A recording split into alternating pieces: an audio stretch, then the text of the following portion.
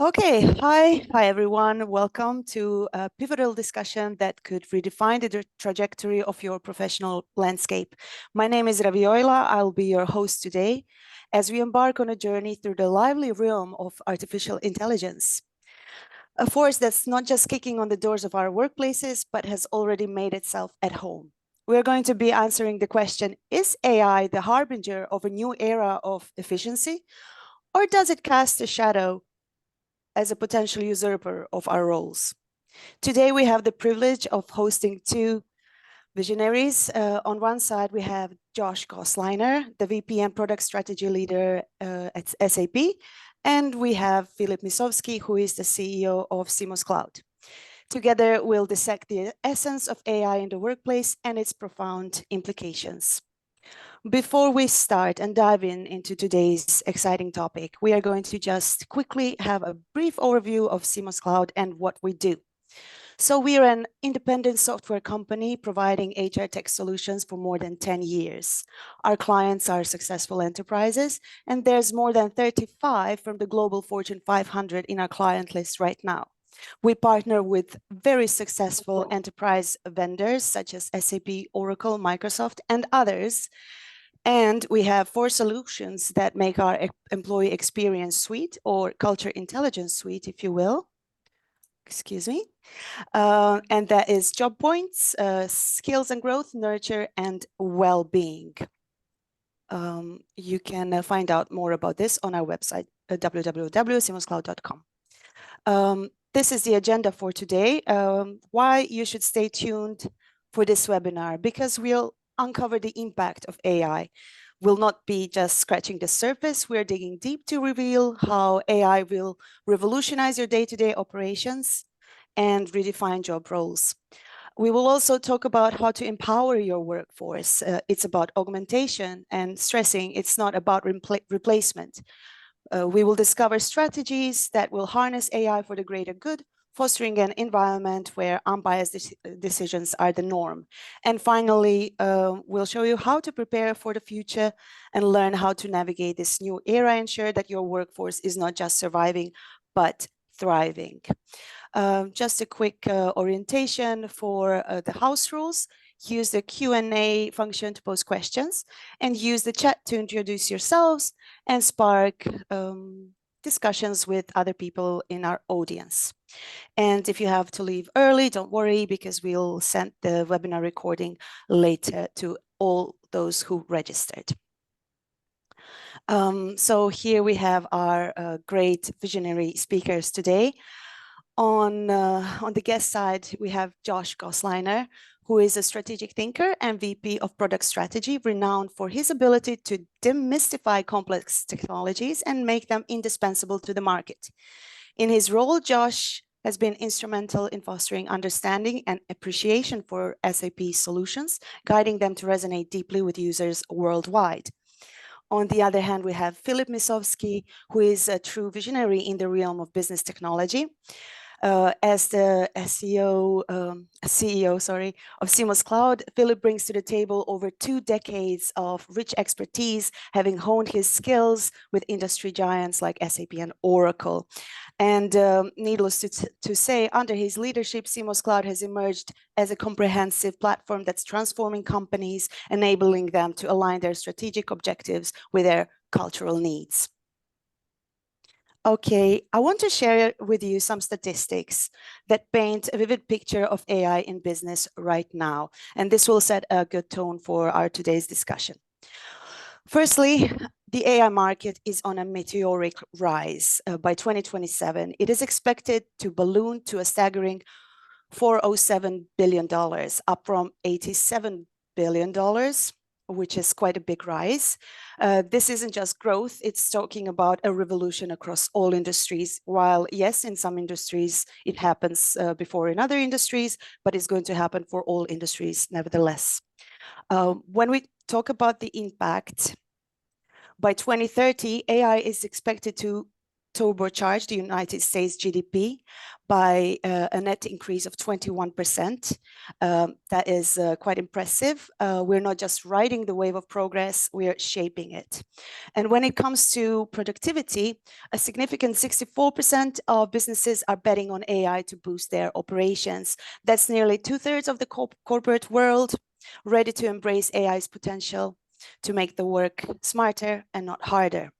And now switching gears to HR, nearly 60% of organizations are already leveraging AI for talent management, from personalizing experiences to mapping out career paths, writing job descriptions. AI is becoming the backbone of a modern and dynamic workplace. When it comes to the recruitment arena, AI is the new gatekeeper with smart mechanisms filtering out 75% of applicants, ensuring that only the best fit reaches the interview stage. And lastly, about 66% of CEOs are convinced that AI will bring significant value to human resources. So these numbers tell that AI is truly a revolution that we are seeing unfold in front of our very eyes. With that said, I would like to proceed to the interview section of our webinar today. Here we have Filip, here we have Josh. Thank you very much for joining us today. Before we begin, please say hello and how are you doing today? Josh, you want to go Hi first? there. Doing very well this morning. I just had a very successful HR Connect event yesterday in Nashville, Tennessee. And yeah, looking forward to the conversation. Great. And I think, we've had plenty of times in other HR Connects over the last 3-4 months to meet with Josh and hear the story from SAP about the impact of AI and the SuccessFactors product. And I think it's very interesting today to hear firsthand what customers are saying and how partners are responding, and together how we shape the AI wave. So thank you, Josh, for joining us, and Yoya, back to you. Thank you for the great introduction as well. Thank you. All right, ready for the first question. We're talking about AI in the workplace, and we're wondering how will AI reshape the roles and responsibilities of managers and employees at all levels within an organization, considering which tasks are most likely to be automated by AI? Maybe Josh, you could start first, and then you could maybe take turns in answering as you find most natural. Yeah, I mean, look, what AI is really good at are tasks that are highly repetitive, ones that tend to be lower value. So, I would say AI really is an accelerant of our work, and it can really be used in order to make us much more efficient. Certainly, I would say some of the areas where we don't want to be using AI are really for making decisions. So I like to talk about AI as the Iron Man suit from the movie Iron Man, or I guess the comic book Iron Man, just Iron Man. And this is all about making you as a human more powerful. It's not about replacing you or really making decisions for you. It's providing you the information. It's helping you generate information in a way that makes you more informed as a person. And it's about augmenting. Exactly. Exactly. And Josh, that's correct. Like, so everything we hear from customers as well as other vendors is that human is always in the loop. There's this phrase, right?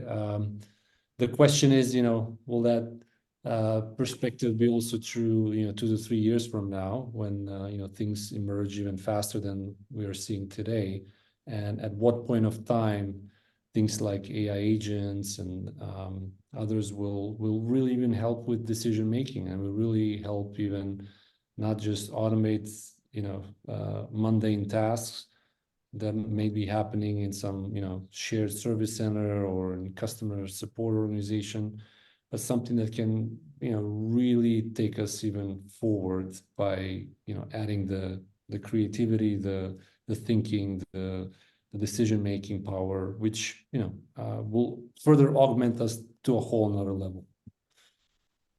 Yeah, I mean, I think there's this sort of element of AI that is hyper logical, and sort of one of the values that we have as in our human brains is our ability to kind of bend logic, or to be able to not necessarily look at something as totally black and white. And I certainly we're on a path towards artificial general intelligence, but I think really getting to a place of having empathy, a place of being able to understand the context fully. We'll see when AI does get there, but certainly I think it's a question we'll probably have to ask ourselves: is do we want AI to actually be making those kinds of decisions either? Right. We're still not there. Correct. We still rely on the human capacity for empathy and strategic decision making. Sorry, I may have interrupted you, Filip. No, I think maybe leads us to the next question, right? Which Okay, next question. What are the potential benefits and what are the potential risks of implementing AI in the workplace? I mean, look, I think there's certainly tons of benefits. I think AI is really going to transform the way in which organizations deliver HR and really the way in which they engage with employees. And certainly chatbots are going to play a really strong role there. I think we're kind of moving from a graphical user interface paradigm of pointing and clicking and searching to one of really where AI understands who you are, understands the context, and kind of puts the right information to the right person, the right place, the right time, and then also being able to have conversation and really, that fundamentally changes the way in which people will engage with HR.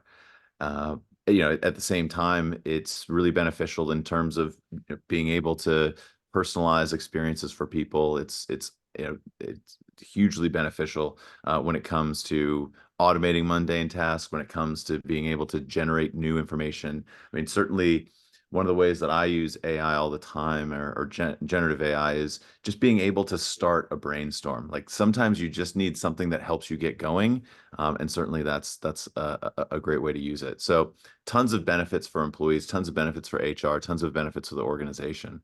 Certainly, there's a lot of questions, and we had a session yesterday here at the HR Connect event that was all about how organizations can be more confident rolling out these technologies, because there's legal questions, there's technical questions, there's data privacy and security questions. And so there's a lot of and certainly, there's even, trade union considerations, as there are concerns around this technology coming for people's jobs. So organizations have to be very thoughtful in the way in which they roll out these technologies.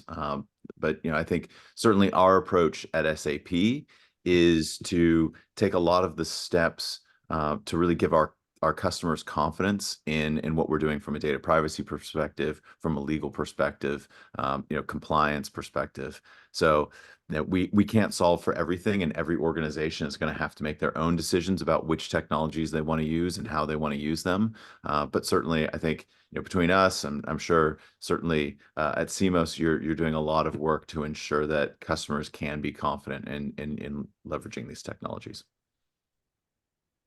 Great points. I think from our experience, what I can say first on the benefits is that, they are in our specific domain that we cover.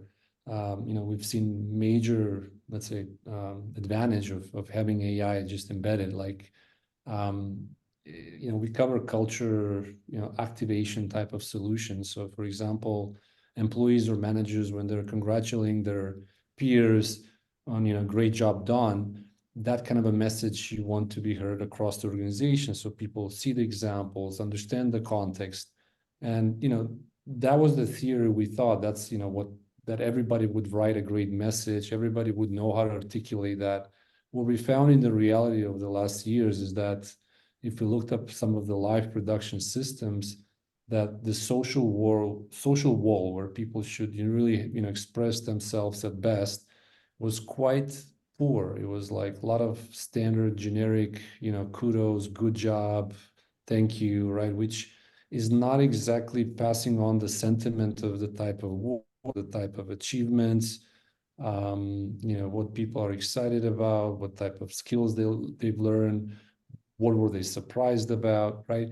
And as we added AI, we saw that any employee, any manager imagine not everybody's working in an office and working in a kind of high-tech organization. A lot of our customers in manufacturing setting, engineering setting, and a lot of those people are not trained to be great writers. I mean, they're great in their field. So having this Iron Man suit to help them write this impactful, actionable, valuable message about what they've seen other colleagues have done, it really then activates the entire culture of the organization. So that's, for us, it's a huge benefit to empower this journey and not assume that everybody is a good writer or everybody can articulate their thoughts at best. And then on the risk side, of course, there are a lot of customers, particularly in Europe, that would be very, let's say, restrictive about immediately applying all this, because they want to know who controls the data. They want to know what are the algorithms behind it. They want to make sure that the bias or any other aspects are being checked, and there's ethical aspects that need to be considered. So there will be these kind of, let's say, barriers of immediate adoption, which on one side are very good. On the other side, can take some time for adoption, but kind of a period of a time frame, we see that this will be like anything we've seen in the past, like moving from on-premise to cloud. There was a huge discussion about all the security, all the ethics, until people realized that actually the security was much better than manufacturing customer owning their own premise system and managing their security by themselves, right?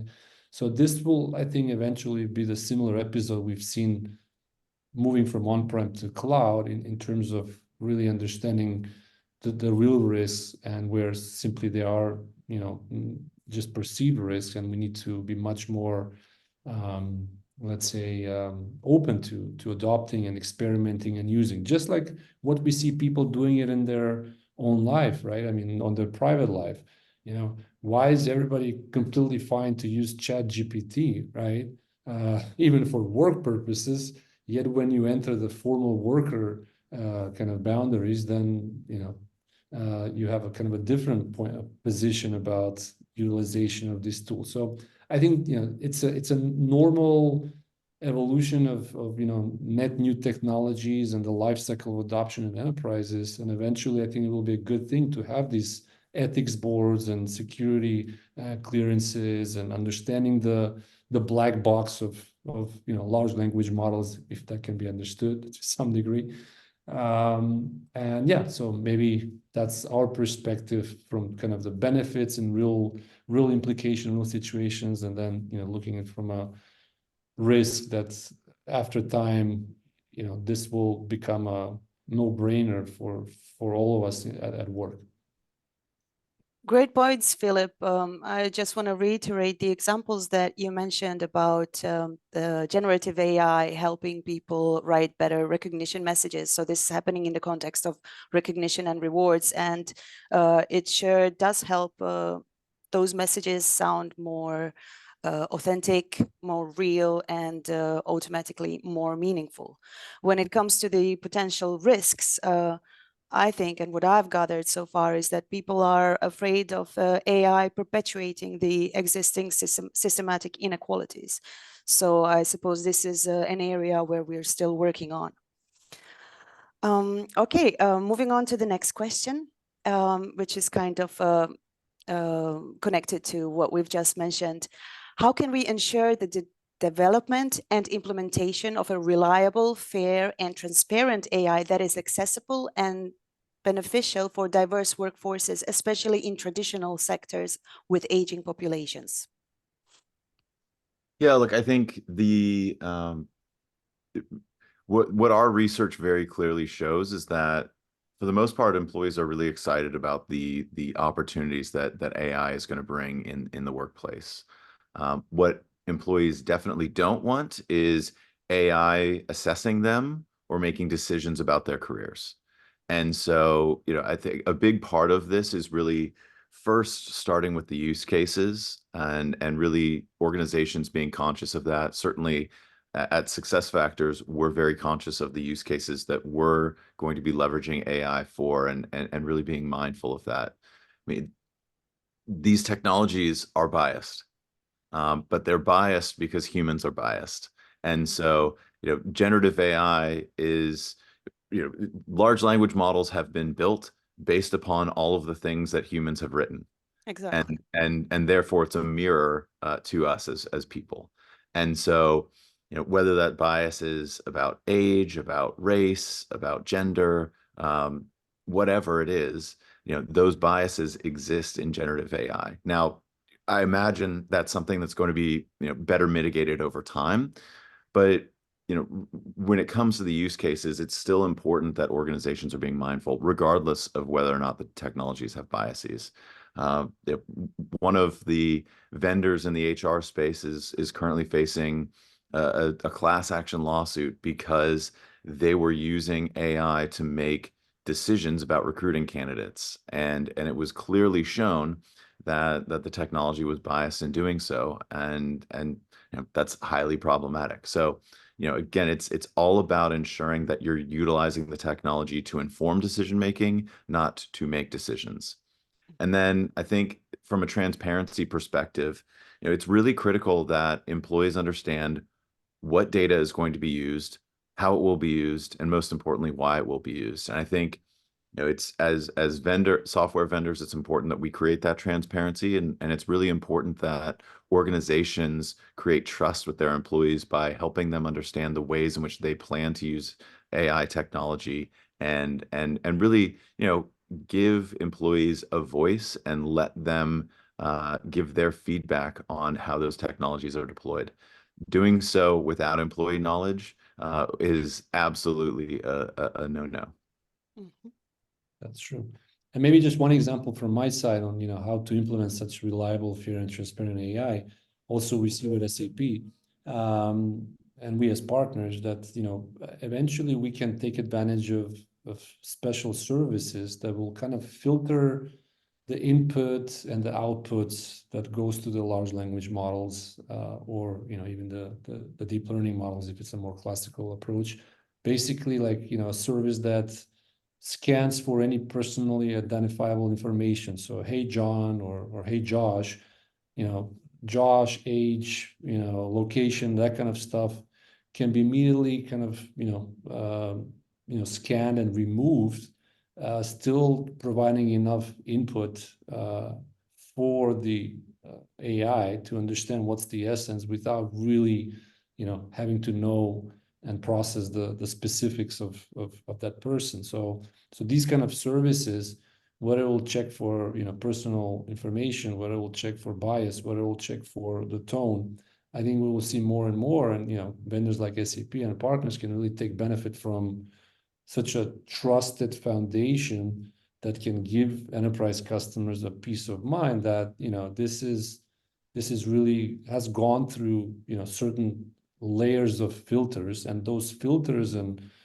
services, or whatever they're we want to call them, that optimize the inputs and the outputs, are also in the hands of customers that they can even further fine tune if they need. So I think these are good examples where we can really ensure that the AI does not take advantage of any of us as humans. And then in terms of access to aging population or other diverse workforces, I mean, that's a good point. I don't think we've figured it out. Like if you have frontline workers who the only way that they correspond with their work is through, a mobile phone, through text messages, like what's the way to introduce a lot of this AI where you're limited to, characters, right? And there is no chat capable, there's no chat bot, there is no screen you can see, or right, that you can visualize. So, maybe there's still options that, a lot of the, back and forth in the conversation, even on a SMS text screen, can be enabled and embedded with AI. So even helps those kind of diverse workforces that are on the front line. Great points, both Filip and Josh. Thank you. Let's move on to look at the application of AI through the lens of a manager. How can AI help managers make better decisions? Yeah, like I think, number one, giving them more time to make decisions, and certainly the efficiency will help with that. But I think a lot of people talk about generative AI in terms of creating text. But what generative AI is also really powerful at is being able to summarize and being able to look at large data sets, being able to derive insights from those data sets, being able to summarize a bunch of information so that a busy manager who is not only trying to get work done themselves, but also manage a team is able to have all of the right information displayed for them when it comes to making a decision.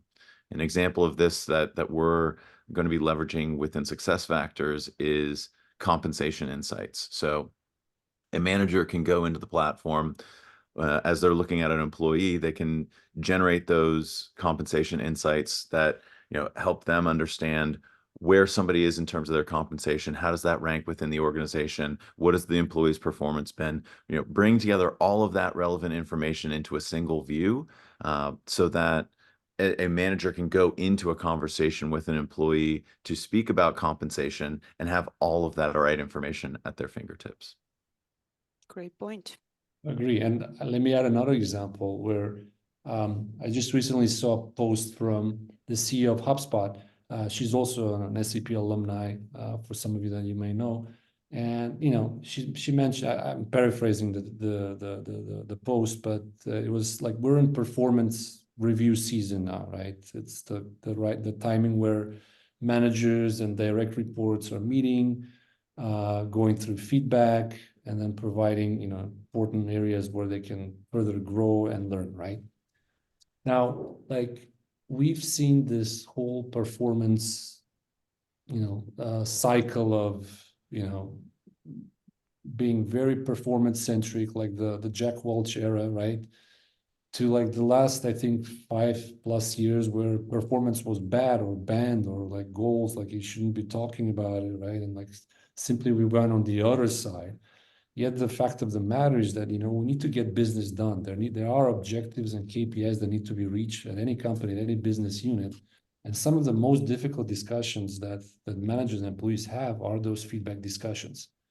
So here, we see huge potential that, again, can help managers articulate this kind of a performance-oriented feedback that really makes a difference, that really goes from, somebody's just criticizing me, or somebody's just being too negative, or they're looking only on the negative side and not on the positive things of what I can contribute, to really make it a meaningful moment. Take away this burden for managers, but also for employees, to have a positive, meaning, positive outcome from these feedback sessions, and how things should improve for the business, for the employee, as well as for the managers. And last but not the least, as Josh mentioned, summarizing this, right, for managers prior to the session or after, from the previous feedbacks that they've received, the previous goals and KPIs, finding those correlations, finding the 360 view from other feedbacks, and really those gold nuggets that AI can do it for us, instead of managers, on top of the time they're already spending kind of sifting through all the records in the HR system. Like, it's just, right, that has to be a better way how AI can help managers and employees go through this performance process, and make it lighter, make it more actionable, make it more powerful moment than what we've seen in the last 10, 23 years, where I think all of us have gone through these dreadful moments of discussing performance, right? Great points. Thank you both. I'd like to stress that audience, feel free to ask questions using the Q&A function. If you want to ask anything, Filip and Josh will be glad to answer. And with that, moving on to a slightly different field, if we talk about skills development, how can AI be leveraged to personalize skills development and enhance employee engagement, leading to a more satisfied and future-proof workforce? I mean, this is to me really the most exciting use case for AI today, and certainly, organizations have wanted to get to a place of being sort of skill-based organizations for a long time. And really AI is the enabling technology, and it's really been an accelerant to organizations' ability to execute on this. This is so critical. When you look at the way that work has changed, when you look at the pace of change in our global economy, all of these new technologies, the complexity of our global economy, it requires that employees are continuously upskilling and reskilling.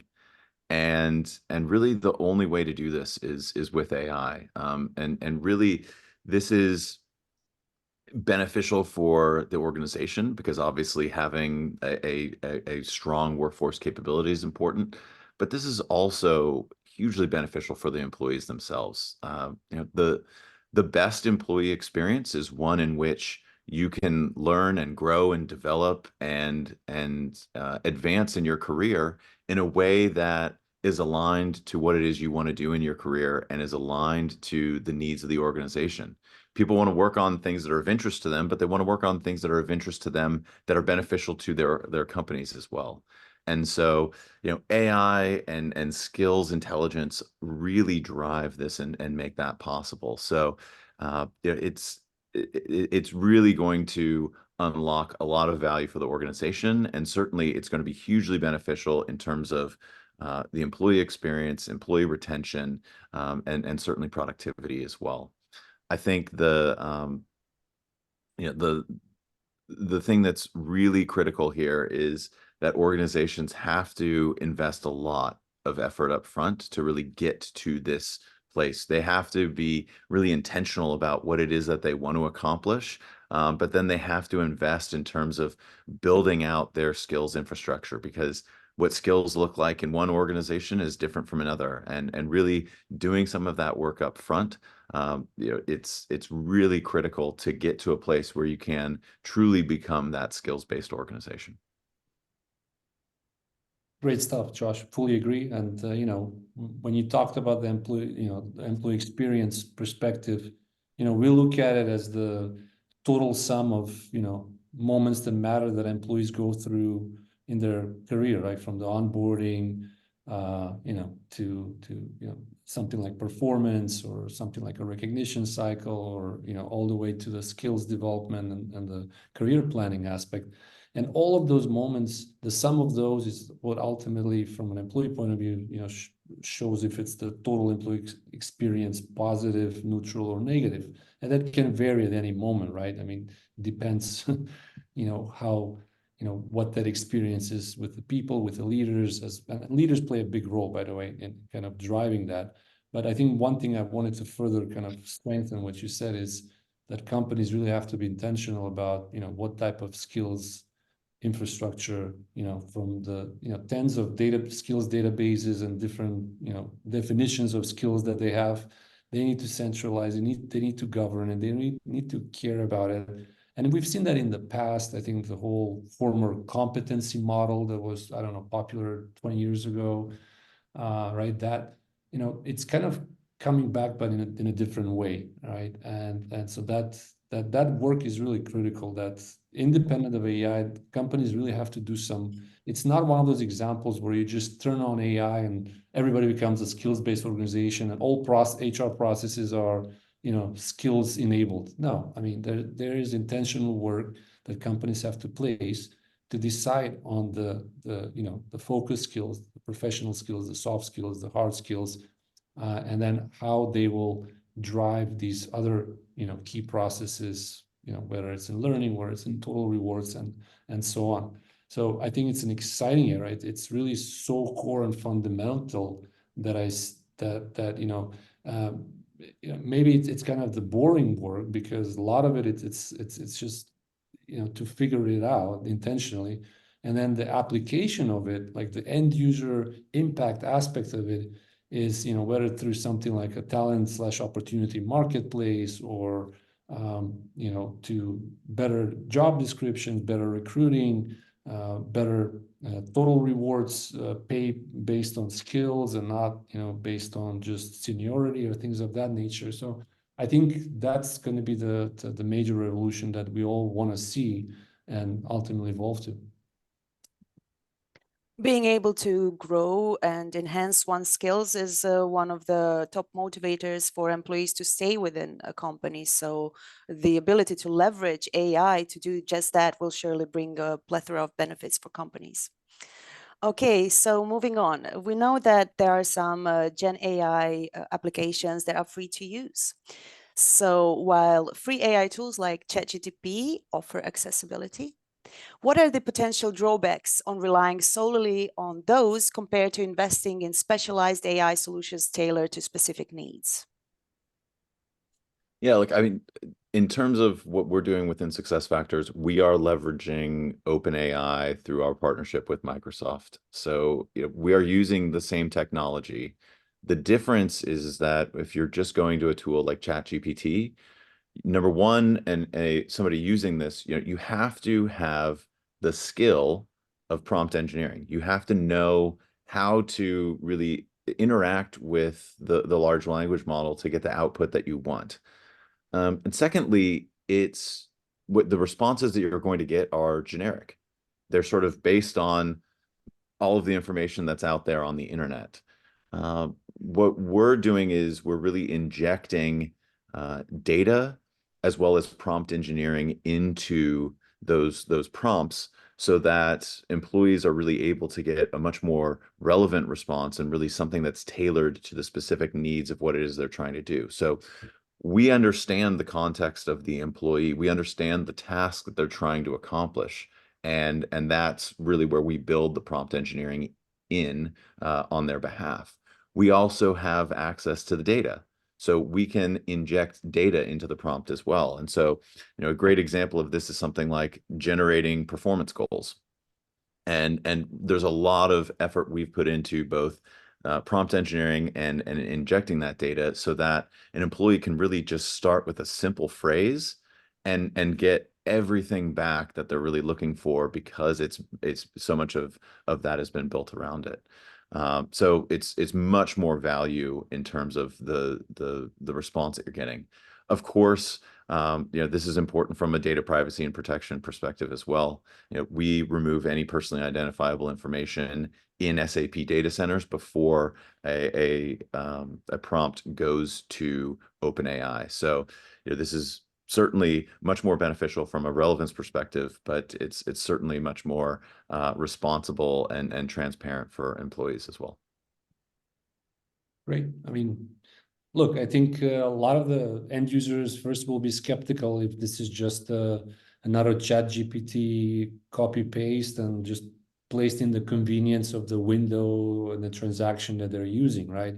But I think once they start using this, once they start see the value, how the context that Josh talked about, the data, the understanding of the history and the intent, then there is no need to go back and open a new window and try it on ChatGPT and to see if the results are any better.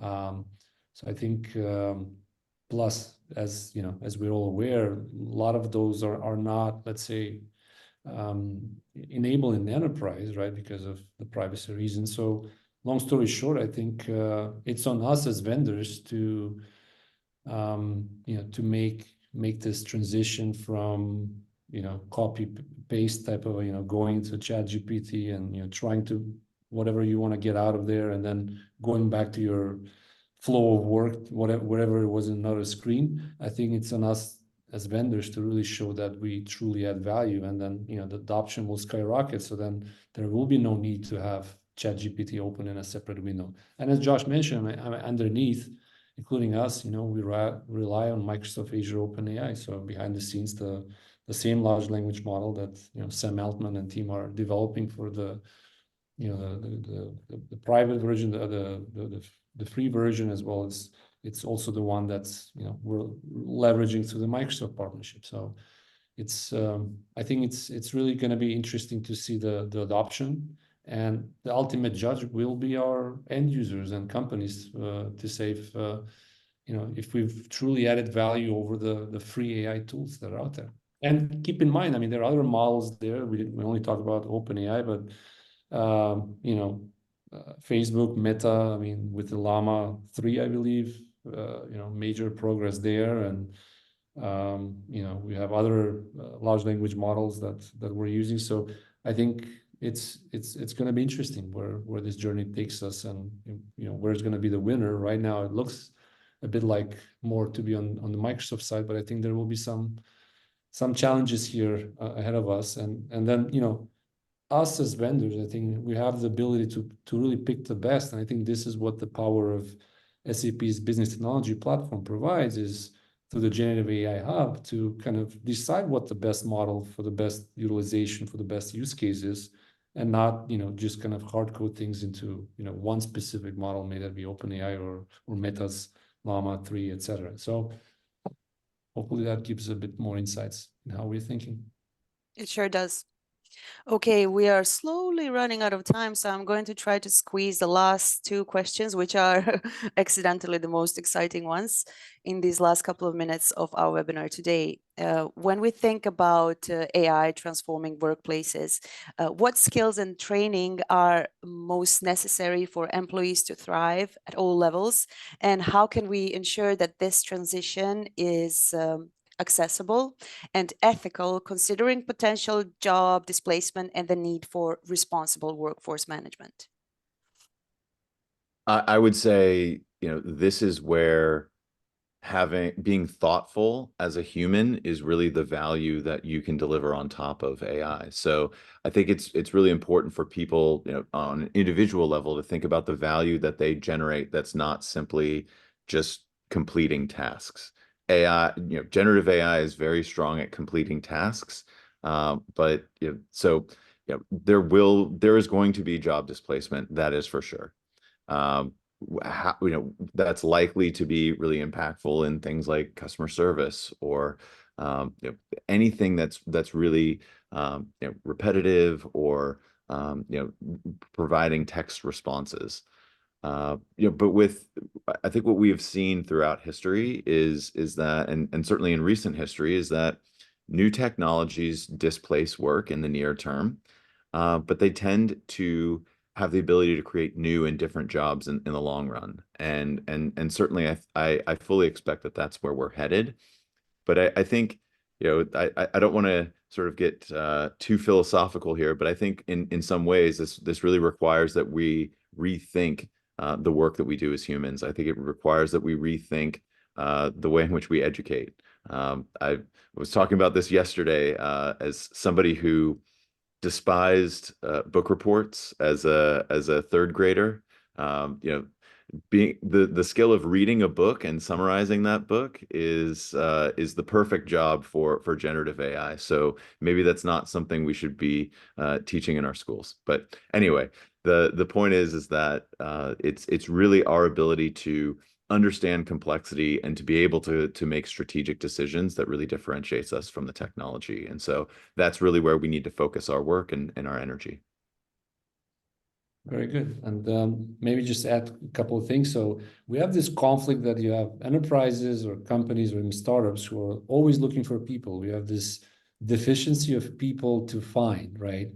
Yet, we have this scare of, that AI will replace people, right? So hopefully, it replaces those people that, we cannot find jobs. But the other thing that, what type of skills, and when you ask on training, I think anybody in any job, they need to have time and kind of self-interest to really, learn this stuff, right? And not assume that if I'm in this job, AI will not impact me, or, the AI will not help me, right? So, there is no job that hasn't been, upgraded over the last 100, 200 years, right? We've seen that through other forms of technology.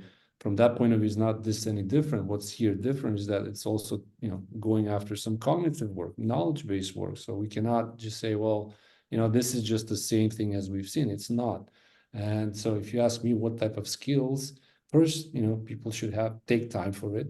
And the second is to have the curiosity to learn it. I mean, there's plenty of, material, YouTube videos and what have you, for anybody to kind of upskill and, grow themselves in a field where they can add more value, where actually companies are looking for those jobs, right? And not for the kind of the repetitive and the ones that are, are something that AI can fully replace. And I mean, it's clear we see with vendors that address the customer support, the ticketing kind of, their main mantra is now that they will cut off 50% of their task, of their workforce to address support tickets.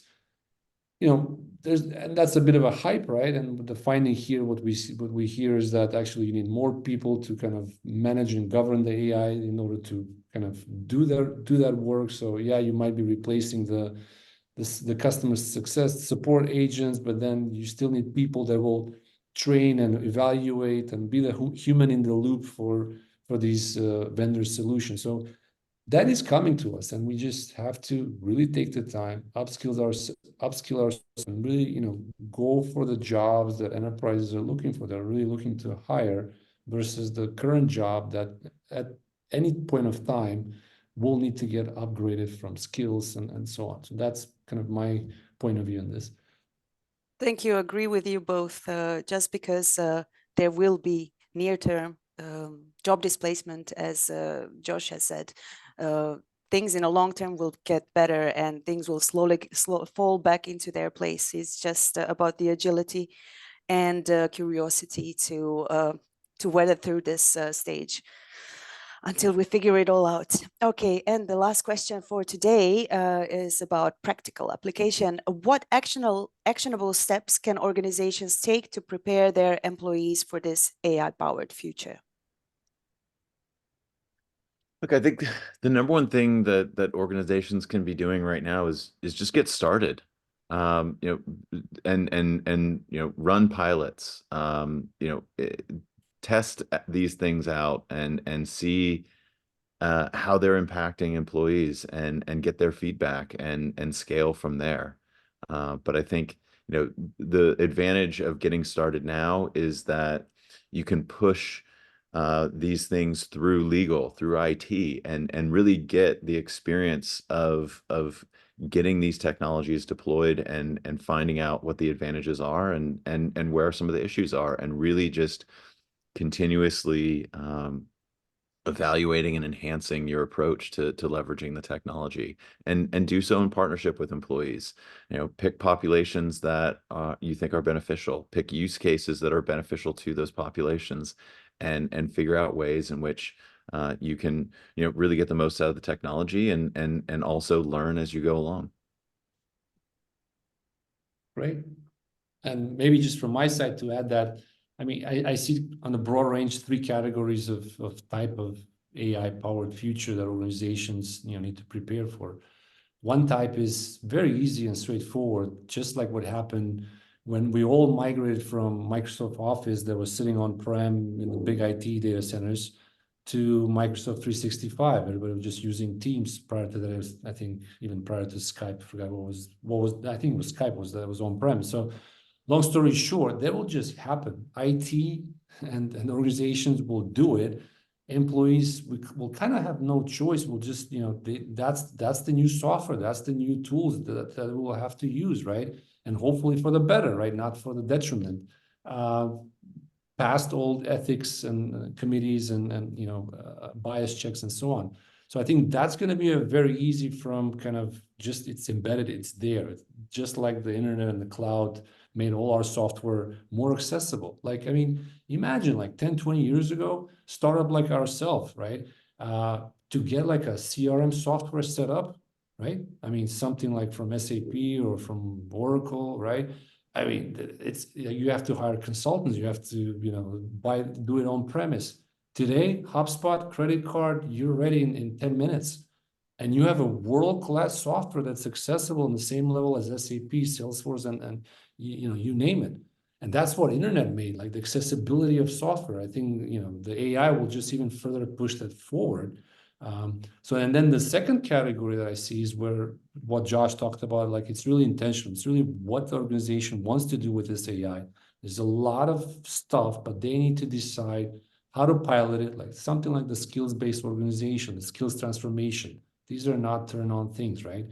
And then the last piece, I believe there's going to be use cases like we've seen with the cloud where customers say, well, this is what differentiates us, and we want to build this.